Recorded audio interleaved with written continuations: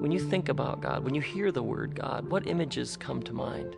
Like this old man with a long white beard, and he's behind a curtain and he's working these levers. He's healing some, and then he's finding parking spaces for others.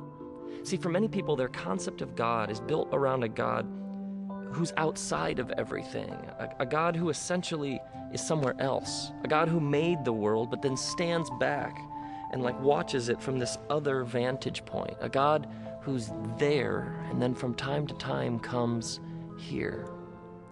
The problem with this concept of God is you end up having to even prove that this God even exists.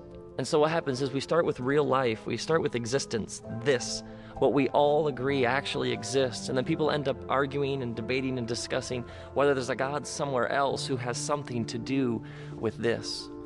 But the writers of the Bible seem far less interested in proving whether God exists, and far more interested in talking about what God is like.